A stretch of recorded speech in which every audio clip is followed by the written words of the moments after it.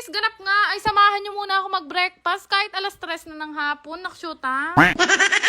Sarap na sinigang nga ang ulang namin ngayon, kaya kinuha ko na rin ang pambato kong Miss D Gourmet bagoong. Guys, hindi naman ako araw-araw kumakain ng bagoong. Natataon lang na kapag masarap ang ulam namin nabibidyoan ko din. Pero itong bagoong ng Miss D, talaga naman kahit hindi ka na mag-ulam, ulam na. Tamang-tama lang din kasi ang timpla, hindi maalat, hindi maanghang, hindi rin matamis. Ano ngayon ang lasa? O para matikman nyo, bumili din kayo.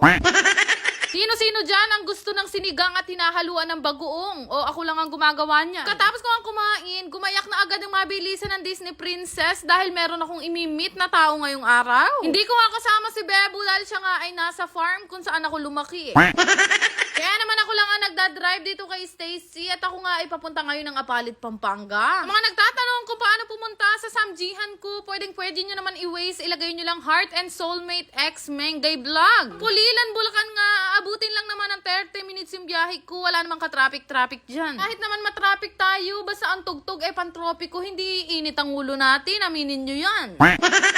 Dito na nga ako sa samjihan ko at ang imimit ko ngayong araw walang ibang aking matalik na kaibigan na si Bebang. Dati pa nga lang na nagtatrabaho ako sa Japan napapanood nyo na ako. Kilala nyo kung sino yung tinutukoy kong tao. Ilang taon na nga rin kami magkaibigan nito si Bebang at talagang dati pa lang kilala nyo na yung kaibigan ko na to. Galing pa nga to ng Ubando, Bulacan, kaya sabi ko sa kanya bago kami magbakasyon dalawa, kumain muna kami dito sa samjihan namin. Alam nyo ba guys na hindi naman talaga karamihan yung mga kaibigan ko. Lalo na nung wala akong pera.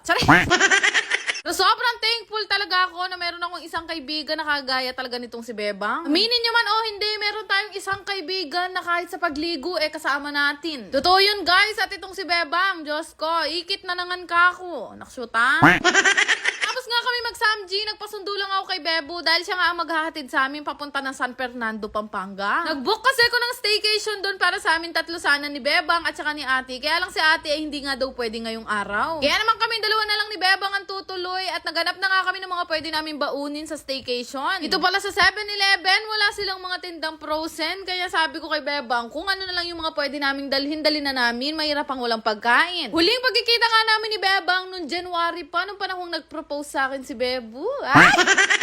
Ngayon na lang nasundan dahil umuwi na nga to si Bebang galing sa Japan. Nakapamili na nga kami ng ilan-ilan dito sa 7-Eleven. Nagpatid na nga kami kay Bebo papunta dito sa may Azure North. Grabe, sobrang late na ng pag-check-in namin. Buti na lang pwedeng mag-check-in dito 24/7. Kasama si Bebo ngayon at umakyat na nga rin kami sa magiging room namin ng 3 araw. Tandaan ko, anong panahong nasa Japan din ako, ganito din kami madalas ni Bebang. Mahilig kami mag-check-in sa mga hotel. Naka-check-in namin sa mga hotel. Sabi ko nga sa inyo, munti ko pang makatuluyan yung front office na hapon.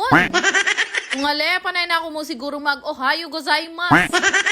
Mabilis nga lang ang Grab dito at parang 24 hours available kaya bumili na lang din kami ng pagkain namin ni Bebang. Anong oras na nga to? Kaya lang may rano plarendanupan. Ko ba dito kay Bebang? Mas malakas pa talaga yan kumain sa akin guys. Napakalakas niyan magkanin pero hindi tumataba. Diyos ko, yung na kay Nes. Kasi pa lang, lagi ko sinasabi sa kanya, napakapayat niya. Merong waring timbang na 43, naksuta. Gado rin niya ng vitamins. Kung ano-ano iniinom niya vitamins. Pero ako, ang vitamins ko kasi kanin. Mula noon hanggang ngayon guys, ang timbang niya 43 pa din. Dinaig niya pa yung kilo ng mga bini. Naksuta.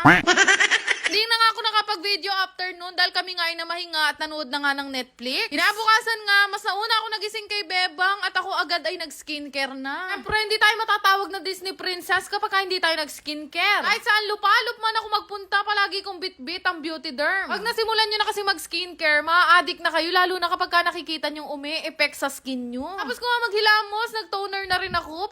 Paborito ko to. Dito talaga nawala lahat ng kurikong ng mukha ko. May bago nga rin silang product. Ito naman yung bagong serum na ginagamit ko. Vitamin C yan. Sobrang smooth sa balat. Tapos ng vitamin C serum, ito namang niacinamide na serum ang ginilalagay ko. Totoo lang, naging masipag talaga ako mag-skincare simula nung lumipat ako dito sa beauty derm. Din kasi ang naging dahilan kung bakit ako naging Disney Princess ngayon. Nakshuta.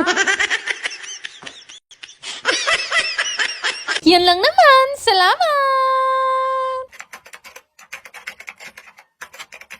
Ipapakita ko sa inyo guys, ito nilalaro kong masaya game. Kung kayo maglaro guys, ito ay para lamang sa mga nakakatanda at bawal sa mga bata ha. Ibangan lang din at kapag ka may extra kayo, pwede nyo laruin. Para makapaglaro, mag-register lang kayo doon sa link na ilalagay ko nga sa comment section. Marami nga silang laro dito na pwede nyong pagpilian at pwede nyong paglibangan. Kaya nga nitong nilalaro ko, libangan ko lang yan guys, pero minsan talaga ay nananalo ako ng malaki. Pre, gaya ng ibang laro, meron nananalo at meron din natatalo dito. Tingnan nyo yung nangyari sa akin, nanalo nga ako ng mega win at yung binet ko dyan, 5 piso lang. Nagawa ko lang din talaga itong libangan at kapag ka nananalo na ako, wini-withdraw ko na rin. Yung malaki na panalunan ko ngayon, kaya sa mga magre-register, sige bibigyan ko kayo ng ayuda. Naksyuta?